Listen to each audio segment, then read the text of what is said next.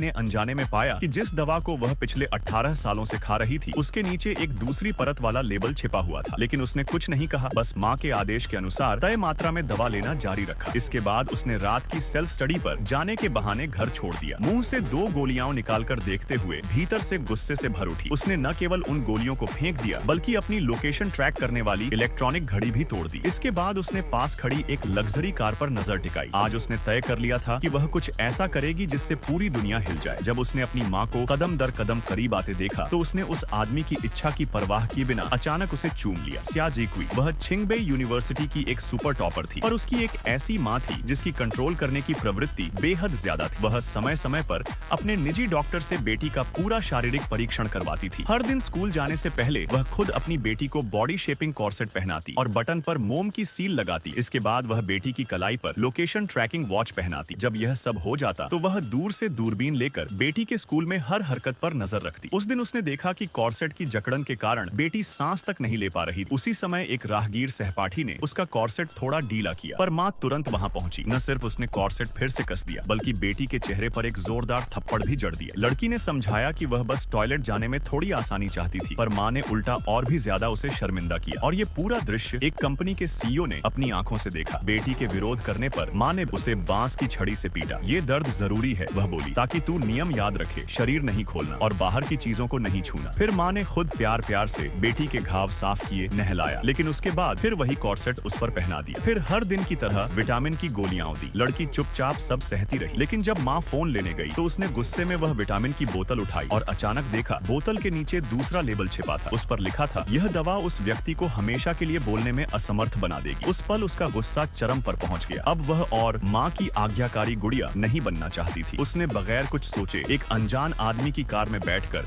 अपनी माँ की आंखों के सामने वही काम कर दिया जो उसकी माँ को सबसे ज्यादा नापसंद था। जब वह कॉर्सेट जमीन पर गिरा, लड़की ने पहली बार जीवन में मुक्ति महसूस की। उसके बाद उस आदमी ने बिस्तर पर एक हल्का सा धुएं जैसा लाल निशान देखा। कहने को कुछ नहीं, उसने बस कहा, अपना संपर्क नंबर छोड़ दो, आगे जरूरत पड़े तो काम आएगा। पर लड़की ने इस बात को मजाक में लिया। परफॉर्मेंस अच्छी थी, मैं संतुष्ट हूँ। उसे अंदाजा भी नहीं था जिस आदमी से वह मिली थी युन चेंग शहर का सबसे ताकतवर अंडरवर्ल्ड डॉन था जो उसकी जिंदगी बदल सकता था। जल्द ही वे फिर मिले। अगले दिन जब वह घर लौटी, माँ ने फिर घर के नियम सिखाने शुरू किए। छड़ी के वार सहते हुए भी उसने एक बार भी हार नहीं मानी। अगर एक पल के लिए भी वह माँ के नियंत्रण से आजाद हो सकती तो उसे कोई भी दर्द मंजूर था। पर जब माँ ने उसकी विदेशी यूनिवर्सिटी की एडमिशन लेटर निकाली तो वह ठिठक गई। वही उसका आजादी का एकमात्र रास्ता था। लेकिन माँ ने उस पत्र को टुकड़ों टुकड़ों में फाड़ दिया। उस क्षण वह पूरी तरह टूट गई, पर किस्मत ने अभी हार नहीं मानी थी। उसी वक्त वह आदमी शादी का प्रस्ताव और उपहार लेकर उनके